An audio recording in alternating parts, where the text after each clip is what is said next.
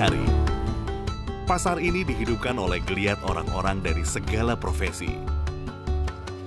Sopir angkot, sopir truk, sopir cold box, siap mendistribusikan sayuran dari Sukabumi, ikan dari Pantura, bawang dari Brebes,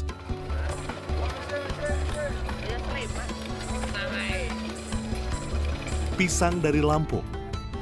Dari Lampung, dari Sukabumi, dari Palembang kita. Masih hangat ini. Darah isi nyos. Ini darah isi nyos. Daging segar yang baru saja keluar dari rumah penyembelian hewan,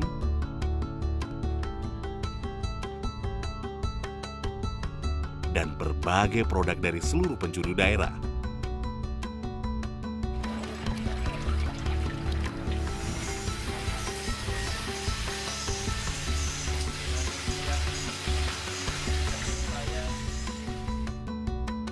Buruh gendong, pedagang, juru parkir, penjual kopi hangat, dan penjajah sarapan menjadi satu di ruang ini.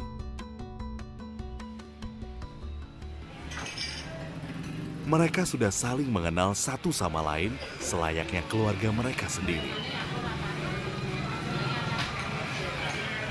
Sebetulnya kalau kita bicara tentang sosiokultur ekonomi bangsa ini, maka yang kemudian mengemuka adalah kebersamaannya, mutualism and brotherhood-nya, dan saya kira itu salah satu saripati dari ekonomi Pancasila yang kalau bicara soal bagaimana cara untuk mencapai tujuan dari sistem tersebut adalah demokrasi ekonomi atau ekonomi kerakyatan atau musyawarah atau kebersamaan, yang saya kira itu sudah mengurat menadi dan berkembang luar biasa sampai hari ini. Kalau misalnya kita bicara dalam konteks perdagangan, maka manifest dari ekonomi Pancasila di perdagangan adalah tetap eksis dan bertahan dan berkembangnya pasar-pasar rakyat, ya, pasar-pasar tradisional, yang disitulah komunitas itu ada. Walaupun konteks hari ini, maka ada kekuatan besar yang semakin mendesak dia untuk tidak tumbuh dan berkembang, ekspansi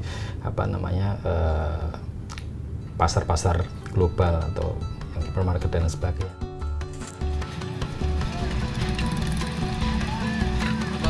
Udut.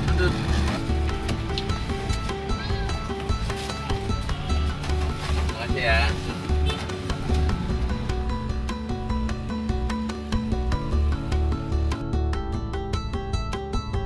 Tak lama kemudian, pengecer sudah membawa bahan sayuran ini ke sudut-sudut pemukiman. Karena sarapan harus siap dihidangkan sebelum adzan subuh mengumandang.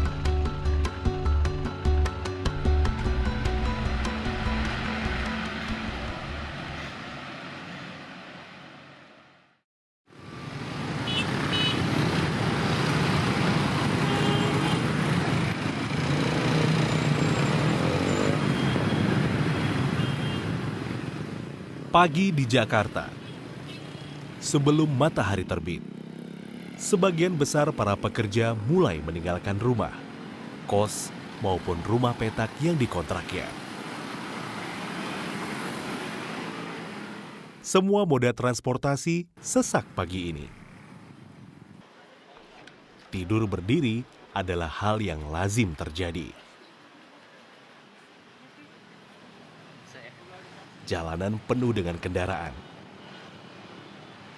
Kaki-kaki seperti irama, silih berganti menyangga dua roda sepeda motor yang tidak bisa melaju lebih dari 20 km per jam. Dari pinggiran Jakarta, mereka menuju kawasan gedung-gedung yang menjulang tinggi. Gedung-gedung yang dilengkapi helipad untuk beberapa gelintir orang yang tidak harus melewati kemacetan jalanan. Gedung-gedung ini menjadi remote control perekonomian di seluruh Indonesia. Di ruas jalan ini dikendalikan segala kekayaan Indonesia dari Sabang sampai Merauke, dari Miangas hingga Pulau Rote. Sekarang itu kekayaan di daerah mengalir ke atas. Masuk ada aliran ke atas, itu nggak mungkin. Kecuali dengan sistem imperial atau sistem imperialis. Sistem imperialis itulah yang menciptakan mekanisme trickle up, menggali kekayaan yang menggusur tanah pertanian. Gitu. Yang itu surplus value-nya kemudian diangkat. Diangkat ke tingkat nasional dan kemudian ke tingkat internasional. 70% perekonomian Indonesia berputar di sini. Tidaklah mengherankan mengapa orang-orang tetap berbondong-bondong ke Jakarta, walaupun tingkat kenyamanannya dipertanyakan. Tak heran jika mereka setiap hari harus berebut jalanan. Tak heran jika mereka rela berdesak-desakan, meninggalkan rumah sebelum matahari terbit dan kembali lagi saat matahari telah tenggelam. Keadaan memaksa mereka untuk menerima ini sebagai sebuah kelaziman.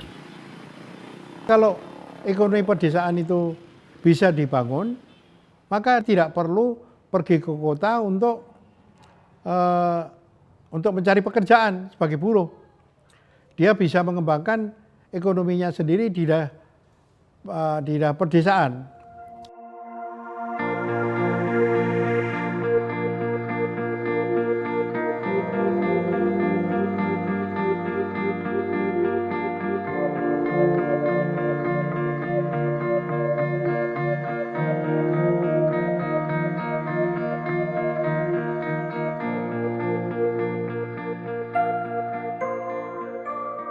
Meninggalkan pekerjaan di Jakarta, lalu kembali lagi ke desa, juga bukan pilihan bijak sepertinya. Sebagian dari kita sudah tidak paham lagi bagaimana cara menggarap sawah. Karena belasan tahun, waktu telah kita habiskan di belakang bangku sekolah. Bahkan, tidak sedikit sawah-sawah itu telah terjual sebagai modal mendapatkan pekerjaan di kota-kota besar ataupun menjadi TKI di luar negeri.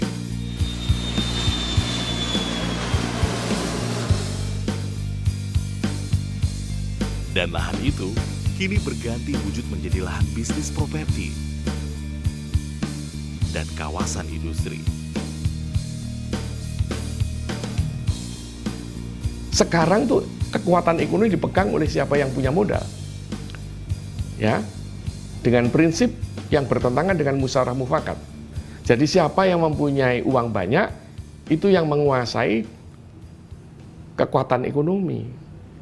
Nah, globalisasi mengacau ini. Ya, globalisasi mengacau ini. BUMN dijuali. Siapa yang punya saham paling banyak, dia menguasai BUMN.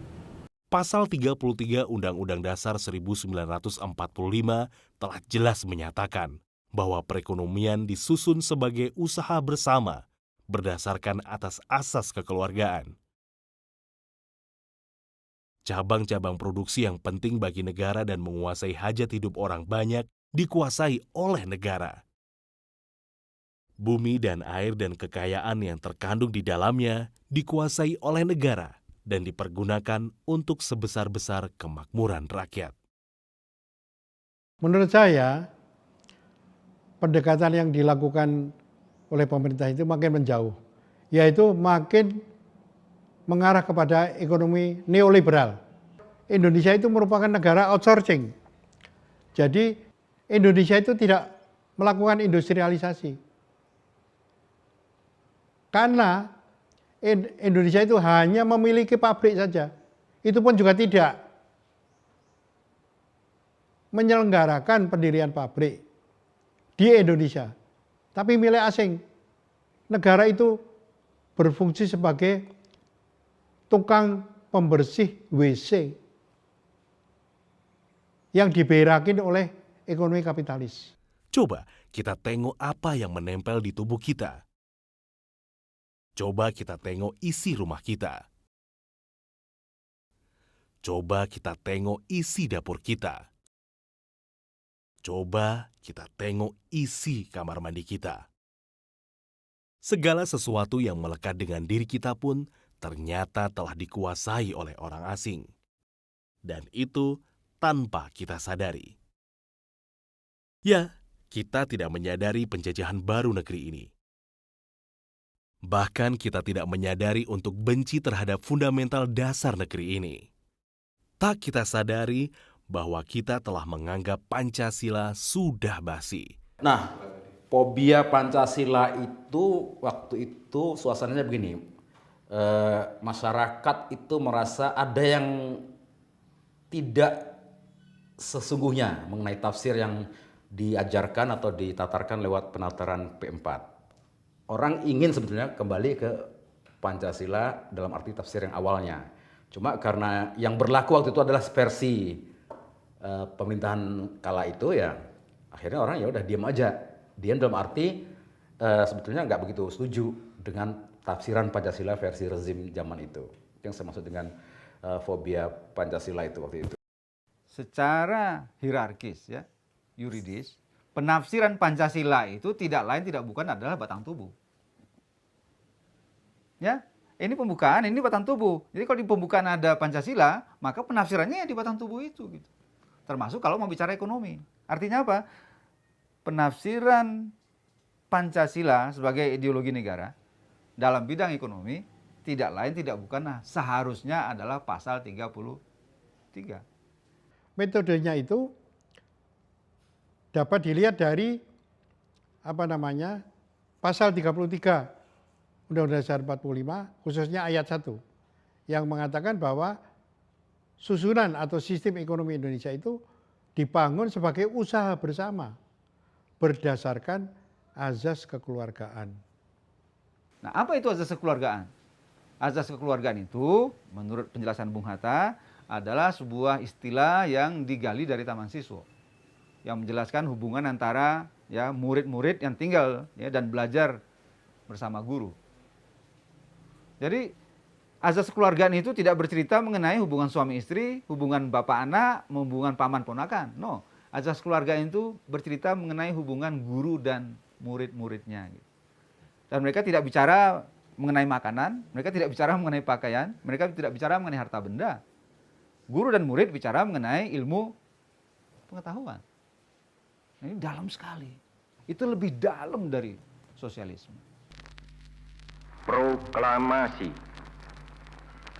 Kami, bangsa Indonesia, dengan ini menyatakan kemerdekaan Indonesia. Hal-hal yang mengenai pemindahan kekuasaan dan lain-lain diselenggarakan dengan cara saksama. 70 tahun sudah Indonesia merdeka. Para pendiri negeri ini paham betul apa yang telah mereka impikan di dalam sebuah negara yang merdeka. Paham betul makna mewujudkan warga negara Indonesia seutuhnya. Di tengah konflik dan tertindas oleh penjajah, mereka memiliki cita-cita yang mulia, memakmurkan rakyat Indonesia. Bahwa kemerdekaan nasional bukanlah tujuan yang terakhir bagi kita. Bagi kita, Indonesia merdeka tak bukan dan tak lebih hanyalah syarat untuk mencapai kemakmuran dan kesejahteraan rakyat dalam arti jasmani maupun rohani. Namun begitu, jembatan emas proklamasi kemerdekaan Indonesia belum mampu mewujudkan cita-cita yang telah diamanatkan dalam Undang-Undang Dasar 1945. Negara ini atau bangsa ini lahir dari kolonialisme. Artinya apa? Kapitalisme sudah masuk sebelum kita proklamasi. Mereka nggak mau pergi begitu saja.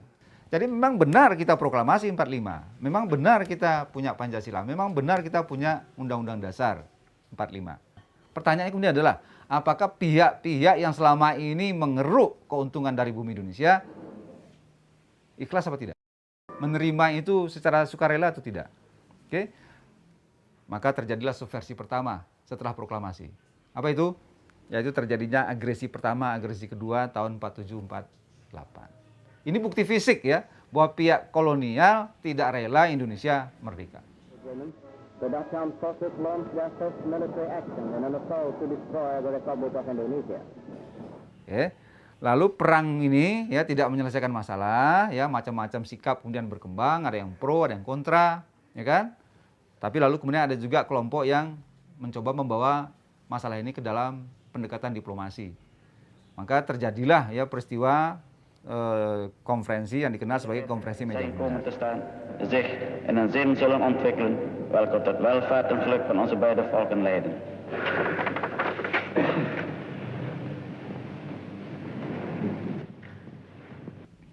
Kita selama ini nggak tahu persis apa yang terjadi di konferensi meja bundar. Yang kita ketahui adalah bahwa kita lalu memperoleh pengakuan kedaulatan.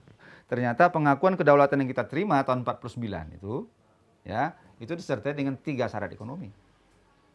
Satu apa? Satu adalah bahwa kita harus mempertahankan perusahaan-perusahaan asing yang ada di Indonesia. 2, kita harus mematuhi IMF dalam mengelola ekonomi Indonesia. Yang ketiga, Indonesia harus bersedia menerima warisan hutang dari Hindia Belanda.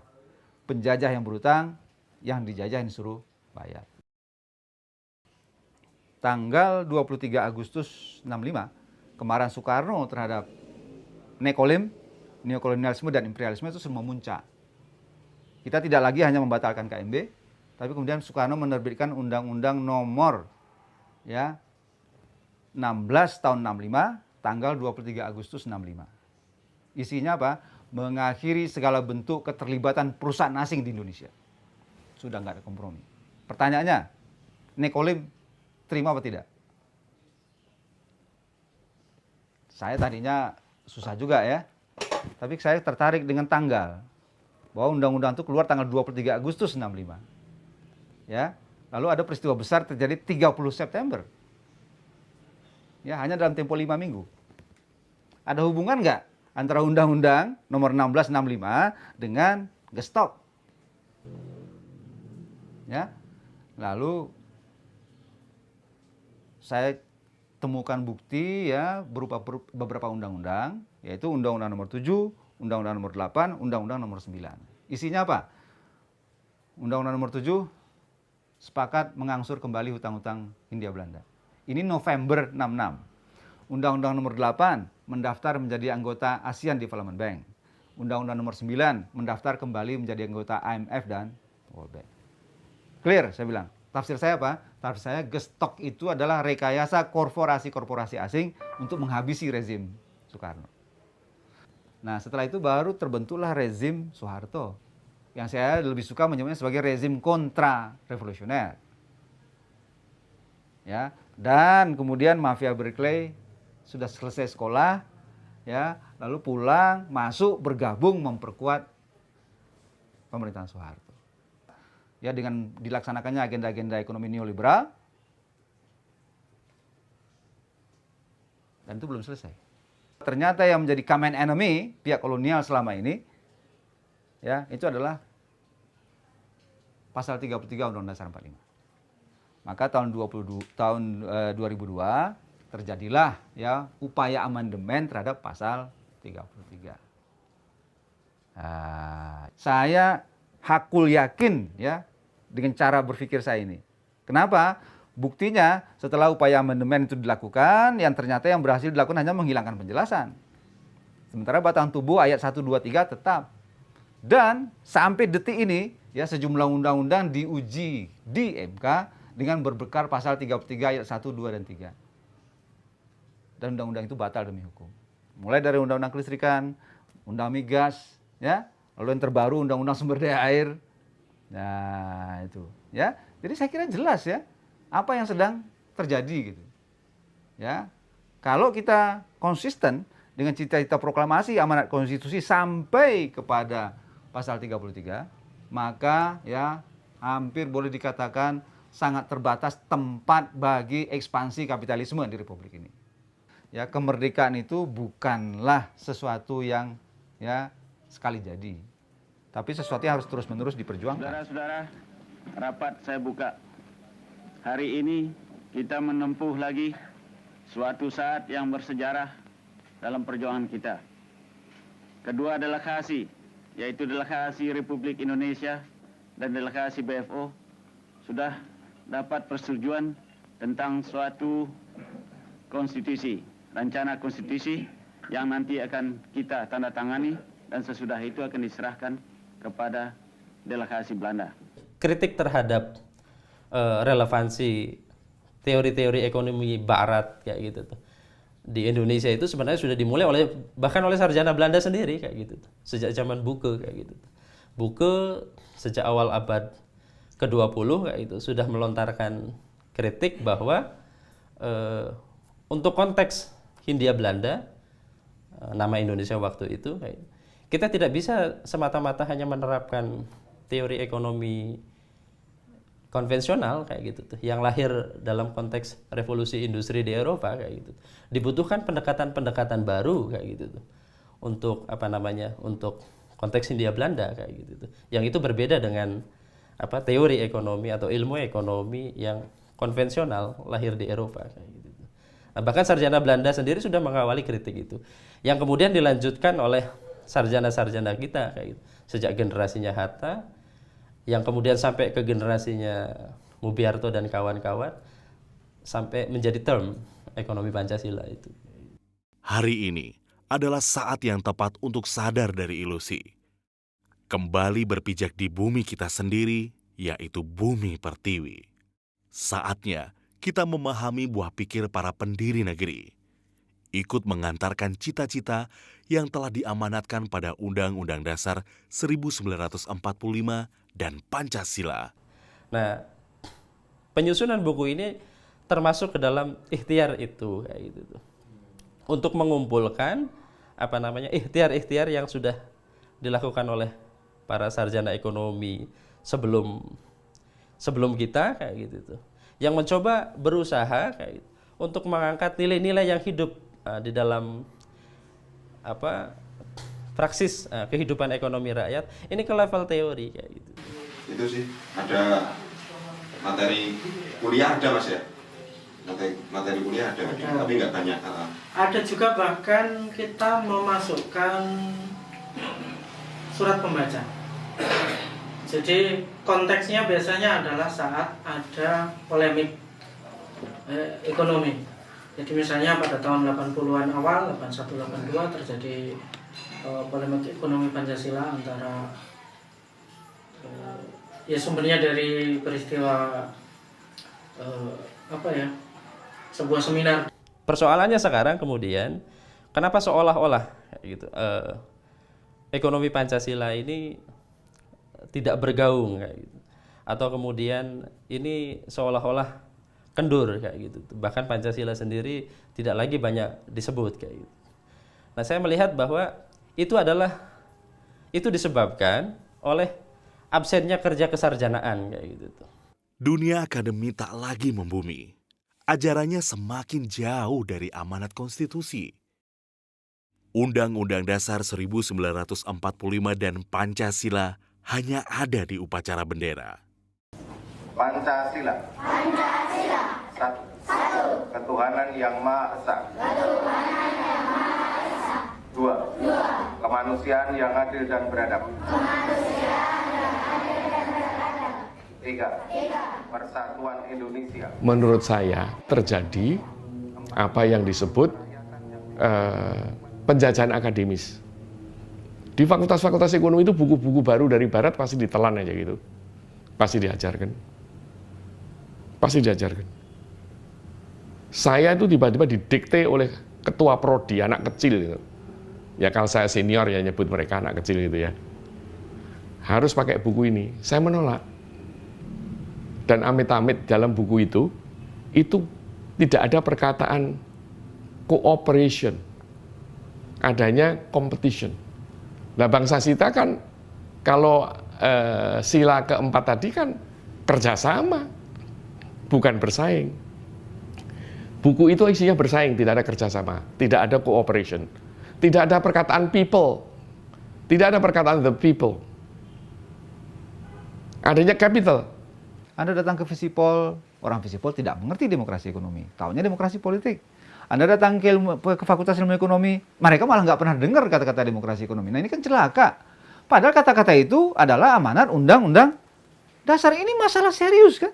Jadi situasi kita hari ini saya kira sudah sampai pada situasi kita mengalami keterasingan terhadap amanat konstitusi. Pidato Rektor UGM Dies Natalis tahun 2013, kita tidak berdaulat dalam teknologi, kita tidak berdaulat dalam bibit, kita tidak berdaulat dalam mesiu, kita tidak berdaulat dalam pangan, kita tidak berdaulat di dalam energi, kita tidak berdaulat dalam obat, kita tidak berdaulat dalam industri, obat hanya peracik, industri hanya perakit, kita kehilangan banyak kedaulatan.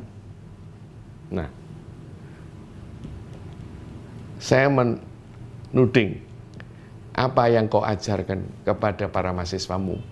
Kok mahasiswamu jadi kayak begini dan tidak melihat bahwa sekarang itu keadaannya bertentangan dengan Undang-Undang Dasar. Tidak melihat bahwa tanpa kedaulatan itu memalukan. Kok tidak ada yang kerasa itu? Saya kira universitas berhentilah ya menyibukkan diri dengan embel-embel world class university, research university, whatever. Ya, bagi saya itu semua hanyalah cerminan dari neokolonialisme. Dan jangan-jangan memang kenyataannya seperti itu, ya, bahwa pada dasarnya ya perguruan tinggi di Indonesia ya selama ini berperan sebagai pusat pengkaderan agen-agen kolonial. Dalam konteks itu maka jawaban kita sebagai kaum yang berkecimpung di dunia perguruan tinggi adalah, pertama saya kira kalau saya mengajar dengan mata kuliah apapun tidak pernah sekalipun tidak didesain dengan cara case study dengan mengajak mahasiswa untuk turun ke lapangan. Saya kira itu yang paling penting. Kontribusi kita sebagai kaum akademisi adalah membuat generasi muda, calon penerus kita itu punya awareness dan punya gagasan-gagasan kreatif orisinal yang hanya bisa dimunculkan melalui kegiatan di lapangan. Jadi semua mata kuliah itu harus ke lapangan, lalu kemudian mereka harus menulis, lalu tulisannya dibukukan dan kemudian disebarluaskan.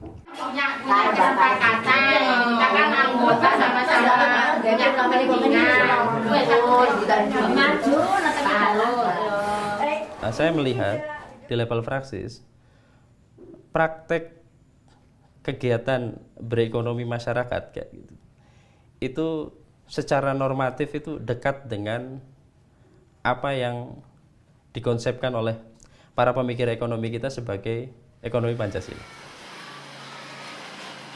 Saya sudah membuktikan, saya sudah bergabung dengan CU sejak tahun 2008, sudah 7 tahun.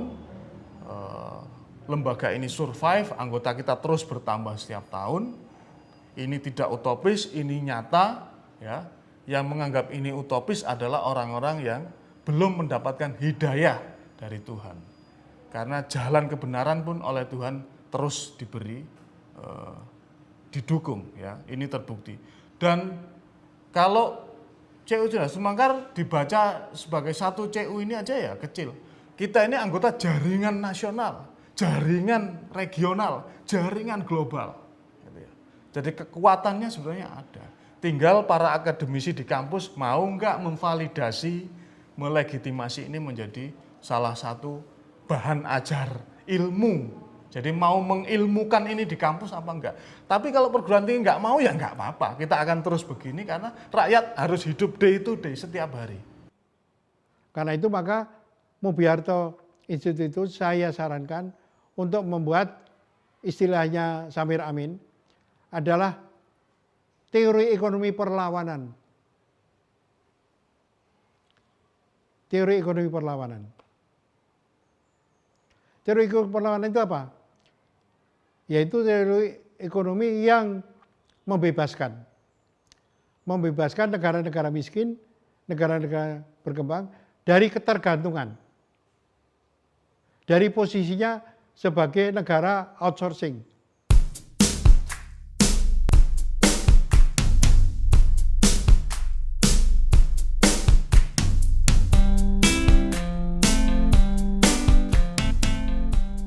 Bagaimanapun, rakyat harus tetap bekerja, walau tanpa negara.